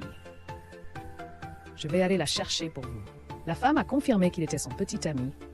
Elle a dit que c'était lui qui avait remis quelque chose à Jungwook la veille. Mais maintenant, elle devait mentir. Elle a dit qu'il l'emmenait chez un client. Yeon-ho a compris. Il a utilisé son intelligence et a déduit que ce type était le suspect. Il s'appelait Byung-chan et il avait un casier judiciaire pour conduite sans permis et transport de drogue. TCI a également rapidement obtenu les images des caméras de sécurité du club. Elles montraient Jungwook sortant du club, aidé. Ils étaient sûrs qu'il était monté dans le taxi, mais obtenir des images de lui conduisant le taxi allait être plus difficile. Min était à l'hôpital avec son père. Donc, Yeon-ho et Jung devaient rassembler des preuves auprès des caméras de surveillance. Si Jungwook conduisait, il serait passé devant 2 intersections. S'il voulait se débarrasser de la voiture, il se serait arrêté quelque part entre ces intersections. Et la zone est pleine de collines, de lacs et de dépôts de ferraille. Ils se sont séparés. Woo est allé aux intersections. Jung est allé au lac et a interrogé les habitants au sujet d'une voiture noire qui avait été abandonnée. Yeon-ho est allé à la casse. Il a remarqué une voiture suspecte en train d'être broyée par une pelleteuse et leur a demandé de s'arrêter. Il a ensuite fait emmener la voiture au commissariat. L'analyse des données a montré que les ceintures de sécurité étaient bouclées sur les sièges passagers et arrière. Mais il y avait du sang et l'ADN de Jungwook sur le siège conducteur. La TCI a conclu que Jungwook avait percuté le taxi du père de Min. En apprenant que le suspect était le fils du commissaire, le surintendant a paniqué. Il n'arrivait pas à gérer la situation. Il était tellement nerveux qu'il n'a pas pu donner à la TCI de mandat d'arrêt. Quand Min a appris la nouvelle, elle était furieuse. Elle s'est précipitée dans le club et a confronté Jungwook. Non seulement il a tout nié, mais il a aussi insulté le métier de chauffeur de taxi du père de Min.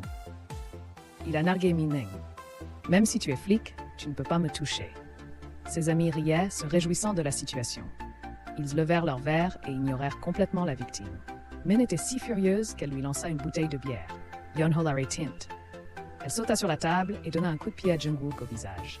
Il trouva ça très intéressant, mais son bonheur ne dura pas longtemps. Son père l'appela à la maison. Le chef l'attendait déjà dans sa voiture. Dès que Jungwook est entré, il l'a attrapé par le cou.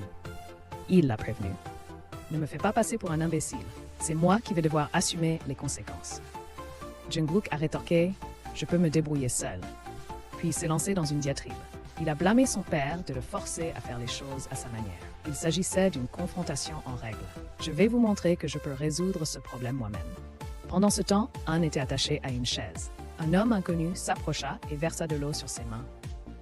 Il lui attacha ensuite une paire de pinces métalliques munies de fils à ses mains. Han le supplia d'arrêter, mais l'homme l'ignora. Il actionna l'interrupteur et l'électricité parcourut le corps de Han. Il tremblait et ne pouvait plus parler. De retour à TCI, Men a pu se calmer et reprendre le travail. Jungwook a été convoqué pour être interrogé en tant que suspect. Cette fois, c'est Yeon-ho qui l'a interrogé. Jungwook a menti en disant qu'il était sur le siège passager. Son avocat, visiblement préparé pour ce moment, lui a suggéré des moyens de s'en sortir. Ils avaient un plan. Il a dit « Je suis sorti de la voiture avant l'accident ». C'est Byung-chan qui est responsable. Mais Yeon-ho répétait « C'est toi qui conduisais, Jungwook. Tu as perdu le contrôle ». Le puissant fils du chef était calme et serein, sachant qu'il pouvait faire ce qu'il voulait sans avoir de problème. À la fin de l'interrogatoire, il sourit narquoisement, mais n'attendait anxieusement dehors. Yeon-ho était silencieux et frustré. À ce moment-là, Byung-chan est arrivé au poste et s'est rendu. Min voulait être celui qui l'interrogerait, mais le chef Jung l'a arrêté car elle était une parente de la victime. En salle d'interrogatoire, Byung-chan a avoué sans hésiter. Il a dit « Je conduisais ». J'ai forcé le taxi à percuter une autre voiture et à faire un tonneau. Allez-y, jetez-moi en prison. Il a même serré le poing et défié Woo. Mais il y avait une caméra dans la pièce. Jungwook a été libéré et il s'est vanté auprès de Min. Il a dit « Si tu as besoin d'argent, viens au club et amuse-toi avec moi ». Les paroles de ce riche gamin arrogant ont fait fondre Min en larmes. Elle est policière, mais elle ne peut pas obtenir justice pour son père. Yeon-ho ne sait pas comment réconforter son officier. Tout ce qu'il peut faire, c'est promettre de mettre Jungwook derrière les barreaux. Il est aussi notre ennemi commun. Min ne comprend pas pourquoi Yeon-ho a dit ça jusqu'à ce qu'il la ramène chez lui. Il ouvre les rideaux et révèle son secret. Il dit à Min que les deux amis de Jungwook ont été payés par son père pour témoigner dans mon accident. Je ne sais pas pourquoi ils l'ont fait, mais je sais que ces enfants conduisaient sans permis.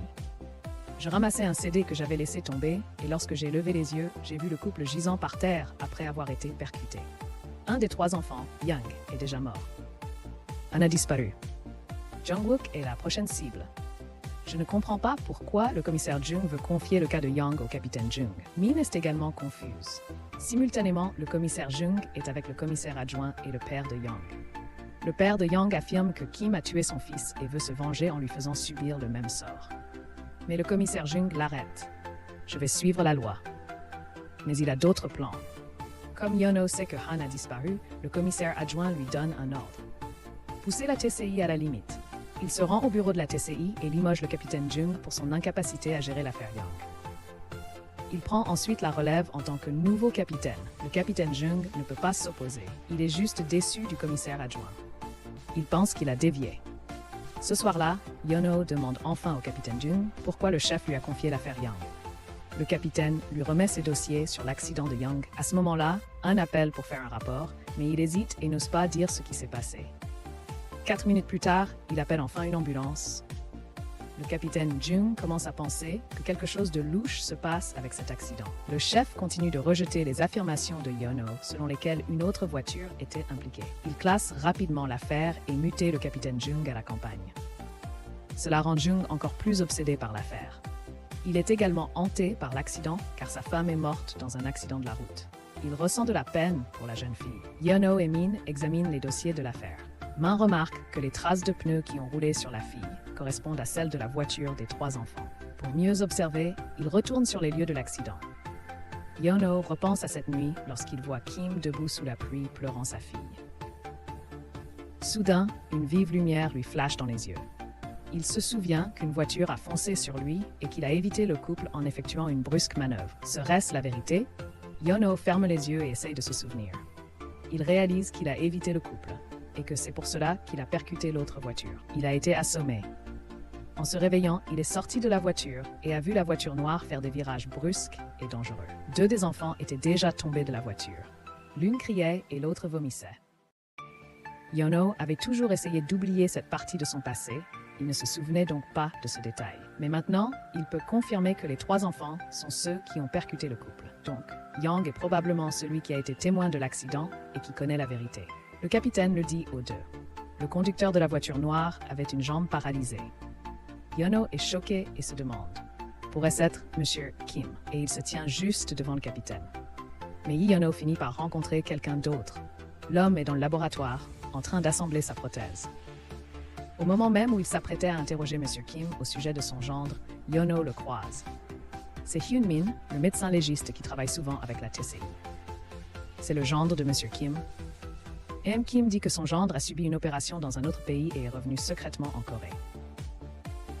Il utilise un faux nom et une nouvelle identité pour pour commencer son plan de vengeance. Yoon-min dit à Yeon-ho que son nouveau nom est en fait dédié à sa femme et à son enfant. Il pensait pouvoir commencer une nouvelle vie, mais lorsqu'il est retourné travailler comme médecin légiste pour la police, il a accidentellement vu les dossiers de l'accident de Yeon-ho. Il a alors remarqué que les traces de pneus qui avaient roulé sur sa femme provenaient de la même voiture conduite par les 3 enfants. Et il y avait 2 jeux de traces de pneus sur le corps de sa femme, ce qui signifie que les enfants l'ont renversé 2 fois. Cette vérité met Yoon-min hors de lui. Il commence à envoyer des lettres concernant l'affaire à tous les impliqués, y compris Yeon-ho. Puis il commence sa vengeance, un par un. Il tue d'abord Yang. Ensuite, il enlève Han et le force à dire la vérité. Il utilise ensuite cette vérité pour forcer Jung-wook à le rencontrer. Jung-wook a peur. Il sait qu'il va mourir, alors il va voir le président Yang. Il invente une histoire sur le mauvais caractère de son fils pour le mettre en colère. Yang est un ancien parrain mafieux censé être à la retraite. Mais les paroles de Jung-wook réveillent sa soif de sang. Il envoie immédiatement ses hommes au lieu de rendez-vous de Yoon-min. Yeon-ho essaie de convaincre Yoon-min de se rendre. Je ne suis pas d'accord pour se venger en faisant de mauvaises choses comme ça. Je suis désolé. S'il vous plaît, arrêtez. Laisse tomber ta haine. Yoon-min reste silencieux, puis frappe soudainement Yeon-ho et s'enfuit. Il veut se venger de sa femme. Dehors, le commissaire adjoint l'attend déjà pour l'arrêter. La voiture noire de Yoon-min s'enfuit à toute vitesse. La voiture de Yeon-ho la suit de près. La poursuite commence. La poursuite s'intensifie, de plus en plus de voitures s'impliquent. Le commissaire adjoint et le président Yang envoient aussi leurs hommes. Yeon-ho a finalement surmonté son blocage mental et il utilise les techniques de conduite que Min lui a apprises. Il manœuvre facilement sa voiture, dépassant les autres. Il ne se bat pas seul. Ses coéquipiers arrivent. Min donne le signal. Ils braquent tous les 2 le volant et évitent parfaitement. Ils freinent et mettent leur phare en plein feu pour aveugler l'autre voiture. Devant eux, Woo conduit son énorme camion. Il va être leur première cible. Les autres voitures sont aveuglées par les phares et percutent le camion de Woo. Maintenant, c'est au tour de Jang. Elle conduit sa moto. C'est vraiment cool. Elle dépasse les autres voitures à toute vitesse et leur brise les vitres. Les membres du gang et les policiers du commissaire adjoint n'en croient pas leurs yeux. Jang s'arrête devant les voitures. Min et Yeon-ho se placent de chaque côté et ils sont prêts. Dès que les membres du gang s'approchent, les policiers derrière eux allument leurs phares. Les membres du gang sont forcés de s'arrêter. La TCI les neutralise en un éclair. Le commissaire adjoint arrive et n'en croit pas ses yeux. Men lui explique. La TCI a découvert que les lettres avaient été imprimées sur la même imprimante du laboratoire de police scientifique. C'est comme ça qu'il a su que Yoon-min était le cerveau. Le capitaine veut l'arrêter immédiatement, mais Yeon-ho veut le convaincre de se rendre. Donc, la TCI prépare une embuscade à l'extérieur, tandis que Yeon-ho entre pour parler à Yoon-min. Mais Yoon-min résiste à son arrestation, la TCI est donc obligée de le maîtriser dans l'escalier. Ils essaient de calmer Yoon-min. Ensuite, ils trouvent un moyen de piéger Jung-wook et les hommes du président Yang. Ils vont obtenir des preuves de leur complot pour assassiner. Men vient de recevoir des informations sur le lieu où se trouve Jung-wook. Le commissaire adjoint tente de l'en empêcher, mais c'est Min qui l'arrête. Le capitaine Jung assène un coup de poing au visage du fonctionnaire corrompu, et son équipe le mène au repère du président Yang. Min utilise le talkie-walkie et leur annonce l'arrivée de la TCI. Elle fait ensuite irruption dans le bâtiment. Les hommes du président Yang les attendent pour les accueillir. Mais bien qu'ils aient l'air durs, ils sont en réalité assez dociles. Min dit « Levez la main ceux qui portent des vêtements de sport ». Et ceux en vêtements de sport lèvent la main. Elle demande « Levez la main ceux qui portent un costume ». Et les hommes en costume lèvent la main. Ensuite, ils se séparent et s'occupent de chaque groupe séparément. Le président Yang est encore plus hilarant. Il prend Woo pour l'un des siens. Quand il réalise que c'est un flic, il est gêné et envoie ses hommes l'attaquer. Mais Woo et Jung sont une force avec laquelle il faut compter. Ils sont habiles et forts. Ils maîtrisent les voyous. Puis Woo s'attaque au président Yang. Mais Yang n'est pas un manche. Il est plus fort que Woo. Woo est mis à terre. Jung se précipite pour l'aider, mais elle n'est pas non plus à la hauteur de Yang. Il est fort, mais il ne comprend pas la puissance de l'unité. Bien qu'il soit blessé, Woo parvient à saisir le bras de Yang. Jung finit par le maîtriser. Jung-wook tente de s'échapper par la porte arrière. Il cherche une voiture pour s'enfuir et une voiture s'arrête à côté de lui. Min est dans la voiture et dit « Salut, tu veux un lift ?» Jung-wook maudit secrètement. Puis il voit Yeon-ho dans son rétroviseur. Il est bloqué. Maintenant, Yeonho et Min sont tous deux prêts à déchaîner leur colère refoulée sur Jungwook. Il est impuissant. Il va être arrêté. Mais lorsqu'ils emmènent tout le monde au poste, le commissaire adjoint utilise son pouvoir et sépare Yoon-min et TCI. Il procède à l'interrogatoire d'Yoon-min lui-même. Il tente de l'intimider, mais Yoon-min ne cède pas. Il affirme que Jungwook était la victime. Pendant ce temps, l'avocat de Jungwook lui explique comment faire porter toute la responsabilité au président Young afin qu'il puisse s'en tirer. Jungwook rit et promet une augmentation à son avocat. Le commissaire adjoint sait qu'il doit se débarrasser du dernier témoin, Han, s'il veut gagner le procès. Il examine les images de la caméra embarquée de Yoon-min et remarque un endroit où Yoon-min est passé. Cela pourrait être l'endroit où Han est retenu. Il se rend immédiatement sur place avec ses hommes pour le chercher. Mais ils sont trop tard. La TCI est déjà là. Il s'avère que Woo avait secrètement copié une autre vidéo avant que le commissaire adjoint ne puisse mettre la main sur toutes les preuves. Alors, les deux femmes de l'équipe sont arrivées les premières et ont secouru Han. Jungwook et son avocat sont toujours au poste, complètement dans l'ignorance. Puis Han est amené. Il accuse Jungwook. Ensuite, il leur raconte tout. Il dit qu'il y a 10 ans, les 3 enfants étaient ivres au volant. Ils prenaient des photos en conduisant, donc ils n'ont pas remarqué lorsqu'ils ont percuté la voiture de Yeonho. Ils sont sortis de la voiture et ont vu qu'ils avaient percuté un couple. Ils ont paniqué et ne savaient pas quoi faire. On voulait appeler les flics. Mais Jungwook l'a frappé parce qu'il avait peur d'avoir des ennuis. Son père était le chef. Il a vu que la femme était encore en vie et enceinte. On a supplié Jungwook de l'aider, mais il l'a ignoré. Il se fichait de son ami et de la femme enceinte. Il avait peur d'avoir des problèmes pour avoir conduit sans permis. Il pensait que s'il se débarrassait des témoins, son père pourrait tout gérer. Alors, il a renversé la femme. Elle est morte d'une mort horrible et injustifiée. On est terrifié et Young est malade. Tout a été révélé, le chef ne peut plus rien changer à la situation. C'est partout dans les actualités. Yeonho est innocent. Les gens ne peuvent pas pardonner à Jungwook d'avoir tué le couple. Il va en prison. Lorsque son père lui rend visite, Jungwook pense qu'il va être sauvé. Mais le chef lui dit froidement d'assumer toute la responsabilité et de ne jamais mentionner son nom. Jungwook est dévasté. Son père lui tourne le dos. C'est le châtiment le plus douloureux qu'il ait à endurer.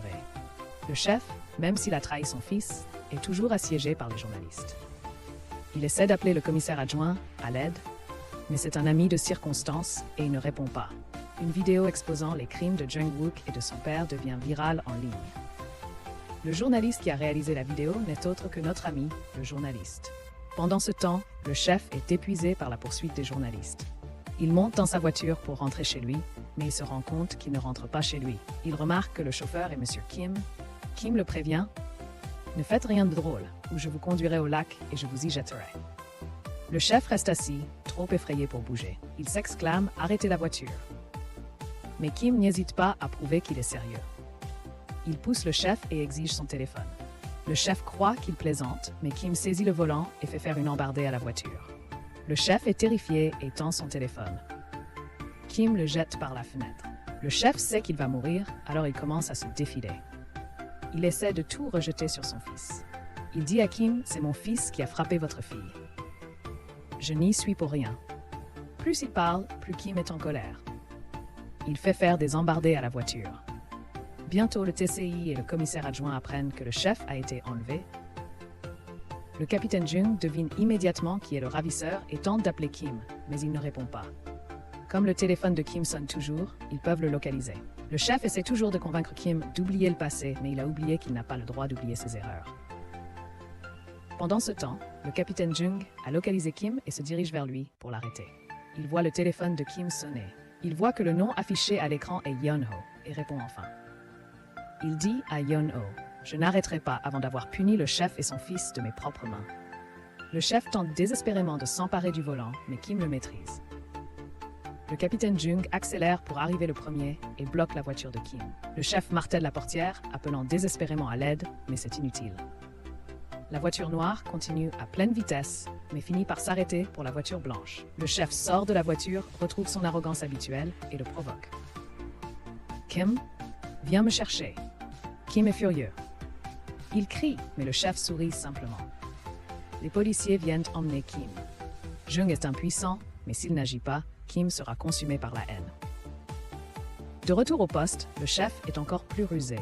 Il feint d'être blessé et utilise un fauteuil roulant pour se présenter devant la presse. Il exige que les policiers soient cléments avec Kim, qu'il a enlevé. Il dit qu'il accepte de remettre le dossier de son fils au procureur. Son fils en prison est absolument dévasté. Le nouveau procès pour l'accident commence rapidement. Han, sans hésitation, accuse Jung-wook d'avoir percuté le couple. Le chef tente de créer un faux témoin pour couvrir son fils. L'avocat de Jung-wook utilise le fait que Han a appelé le chef et lui a extorqué de l'argent comme raison pour affirmer que Han ment. Le procès doit être clos car ils n'ont pas assez de preuves. Alors Ki-yeon-ho parlait à Kim, il a entendu le chef crier à propos d'un rapport sur les pneus cachés, mais le commissaire adjoint l'avait pris. Maintenant, la TCI n'a qu'une seule façon de découvrir la vérité. Trouver la personne qui a rédigé le rapport sur les pneus, c'est le professeur Jin. Heureusement, il revient des États-Unis, en Corée demain. Le professeur Jin est immédiatement accueilli par les hommes du TCI à son arrivée à l'aéroport. Ils avaient prévu ça. Il accepte de se rendre au tribunal pour témoigner, mais le chef arrive le premier. Le chef publie lui-même le rapport sur les pneus. Il disculpe Yeon-ho et accuse son fils. Jung-wook est choqué et sans voix. La salle d'audience est en effervescence. Il s'avère que c'est le plan du commissaire adjoint. Le chef veut se donner une image d'homme droit et honnête. On ne peut pas le voir favoriser son fils. Alors, il sacrifie son fils. Il l'a abandonné. Jung-wook se met à pleurer et devient fou. Il se lève et accuse son père. Il dit que, après avoir renversé la femme 2 fois, il a appelé son père pour nettoyer le bordel.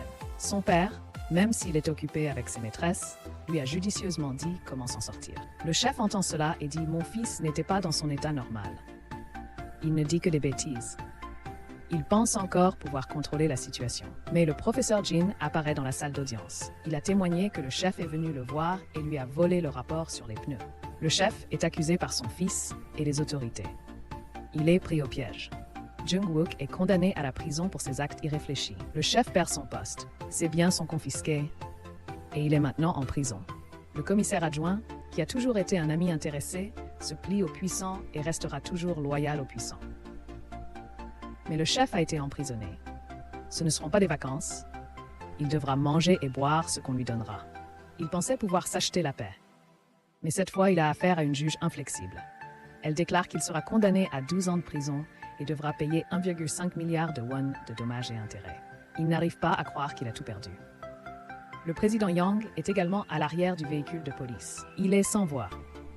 Et le plus drôle, c'est qu'après tout ça, le commissaire adjoint est immédiatement promu au poste vacant du chef.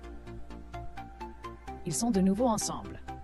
Mais n'hésite pas à souligner que le commissaire adjoint est corrompu. Il protège le chauffeur de taxi qui n'avait pas de permis. Elle dit « Un jour, je vais le dénoncer. Les méchants vont avoir ce qu'ils méritent. » Le commissaire adjoint est très irrité. Il rapporte les accusations de Min à ses supérieurs. Min est furieuse. Le TCI est contraint de se séparer et Yeon-ho est muté sur une île isolée. 1 an a passé. Yeon-ho se fait de bons amis à son nouveau travail et s'entend bien avec ses nouveaux collègues. Quand il s'ennuie, il traîne avec les habitants. Woo et Jung sont toujours les meilleurs amis. Woo est le superviseur, Jung est un agent de la circulation et Min continue d'attraper des criminels et est toujours aussi cool. Lorsque l'équipe se réunit pour sa réunion régulière, elle réalise que Yeon-ho est absent. Il a déjà quitté la guest-house. Il reçoit un appel de son propriétaire. Ce dernier lui dit que sa fille Sunga a disparu depuis hier soir. Étant policier, il reporte son projet de retour sur le continent. Il part avec ses coéquipiers à sa recherche. Il trouve les chaussures rouges de Sunga près de la falaise. Il n'a pas d'autre choix que d'annoncer la mauvaise nouvelle à son père. Les équipes de secours sont toujours à sa recherche. Ils ne savent donc pas ce qui s'est passé. Le lendemain, il est surpris de voir qu'un de ses anciens coéquipiers est venu sur l'île pour le retrouver. Ils se réunissent tous et essayent de l'aider à enquêter sur la disparition de Sunga.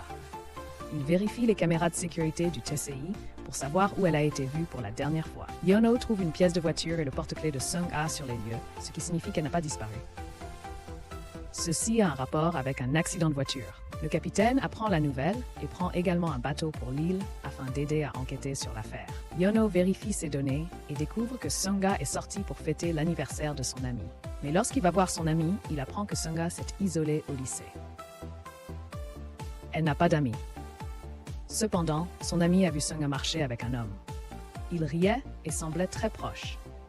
Yono retourne à son bureau et apporte la pièce détachée à un expert automobile. Il découvre qu'elle provient d'une Stallone argentée. Il demande à tous les villageois possédant une Stallone d'amener leur voiture au poste de police pour inspection. Wu vérifie la voiture, mais il ne trouve aucune pièce correspondante. Cependant, une caméra de sécurité sur les lieux de la disparition de Sunga montre la Stallone argentée avec une vitre brisée. Donc, il faut que ce soit la même voiture. La TCI vérifie les caméras de sécurité de la maison et voit la Stallone argentée entrer dans le village. Il retrace le trajet de la voiture et découvre qu'elle s'est arrêtée au bas de la route menant à la colline. La police locale dit que la famille Ji est enterrée sur cette colline. Le seul membre de la famille Ji encore vivant dans le village est Young-soo. Les flics creusent plus profondément sur Young-soo. Ils découvrent qu'après la disparition de Sunga, il a quitté l'île, probablement pour faire réparer sa voiture. À son retour, il est allé boire avec les habitants. Mais étrangement, il n'a pas bu une seule gorgée. Lorsque les policiers ont interrogé les personnes qui buvaient avec Young-soo, tous l'ont défendu et ont fait comme s'ils détestaient Sunga et son père. Ils ont dit qu'ils étaient des inconnus. Young-soo est venu sur l'île pour ouvrir un complexe hôtelier afin de gagner de l'argent et de profiter de la vie, mais il n'était pas disposé à coopérer avec les habitants. Pendant ce temps, Yono va vérifier la voiture de Young-soo. Il retourne ensuite au poste et demande à Wu de vérifier le numéro d'identification de la voiture. Il découvre que les deux numéros ne correspondent pas. Cela signifie que Young-soo a un complice. Quelqu'un lui a acheté une nouvelle voiture et y a mis l'ancienne plaque d'immatriculation. Le lendemain, Min et Yono décident d'aller à la colline de la famille Ji pour chercher Sunga. En chemin, ils trouvent l'écouteur de Sunga. Pendant ce temps, au poste, Wu vérifie les caméras de sécurité du port. Il trouve la voiture qui est arrivée après la disparition de Sunga. La voiture est enregistrée au nom de Ji-suk, une habitante du village. Wu découvre que Ji-suk a emmené sa voiture à la casse pour la faire détruire ce matin. Elle est immédiatement emmenée au poste pour être interrogée. Elle dit qu'elle ne sait rien de la voiture de Young-soo. Elle explique qu'elle a détruit sa voiture parce qu'elle est allée voir une voyante et celle-ci lui a dit que c'était de mauvais augure. Soudain, le chef du village entre avec Young-soo. Il explique qu'il voulait juste faire une blague à Ji-suk, alors il a secrètement échangé les voitures avec elle. Mais avant qu'il ne puisse rien dire, elle a emmené sa voiture à la casse. Un autre villageois se porte garant pour Young-soo. Le chef le défend. Elle crie sur les policiers. Vous devez laisser tout le monde partir. La TCI réalise que tous les villageois se couvrent mutuellement. Le lendemain, ils organisent donc une réunion. Ils annoncent à tous qu'ils vont retrouver Sunga bientôt. Ils vont utiliser ses écouteurs sans fil pour localiser sa position. Les villageois sont crédules, donc on les dupe facilement. Cette nuit-là, Min et Yono surveillent les suspects. Ils les observent et puis ils les voient. Ce ne sont autres que les 4 personnes qui se couvraient mutuellement au poste de police. Les policiers sont choqués de voir qu'un des leurs est impliqué dans cette dissimulation. Il était à la fête. Les 4 avaient bu, alors ils lui ont donné la voiture pour conduire. Lorsqu'ils exhument le corps, Min et Yono arrivent. Ils capturent les 5 criminels. Mais le corps n'est pas celui de Sunga. C'est celui du garçon qui l'a sauvé. Pendant ce temps, le capitaine a retrouvé Sunga et l'a ramené saine et sauve auprès de son père. Elle lui dit que le garçon qui l'a sauvé s'appelle Armin. C'était son anniversaire ce jour-là. Après avoir fêté l'anniversaire d'Armin, ils prennent un raccourci pour rentrer chez eux et tombent sur les 5 autres. Armin pousse Sunga hors de la route et il se fait percuter par la voiture. Young-soo le vérifie. Il est mort. Il se tourne ensuite vers Sunga. Les policiers pensent qu'ils devraient les enterrer tous les deux vivants, mais les corps sont trop lourds pour être transportés jusqu'en haut de la colline. Ils décident de l'enfermer. Maintenant que la vérité est révélée, le chef du village est furieux. Elle crie sur les policiers, mais elle a perdu son pouvoir. On enfreint la loi, on est arrêté. Après avoir résolu l'affaire, la TCI est enfin sous les feux de la rampe. Ils reçoivent les félicitations et la reconnaissance de tous et sont tous promus à des postes supérieurs. Mais ils ne se vantent pas, ils fêtent ça dans leur bar préféré. La TCI est de retour, mais ils font maintenant partie du département de police nationale. Yono s'achète une nouvelle voiture. Il essaie d'oublier le passé, mais il n'a pas oublié la fille de M. Kim. Les choses sont beaucoup plus faciles pour eux deux maintenant. Min croise le commissaire adjoint. Ils sont désormais au même niveau. Il va donc lui être très facile de le faire tomber pour corruption. Ce n'est pas une simple menace. Min tiendra parole. Elle le laisse complètement désemparé. Telle est la réalité de la situation. Des gens meurent dans des accidents de la route. C'est la première cause de mortalité dans le monde. Alors, lorsque vous conduisez, pensez à une minute de vitesse. Une vie de regret. C'est la fin du film. Merci de nous avoir regardés. À bientôt!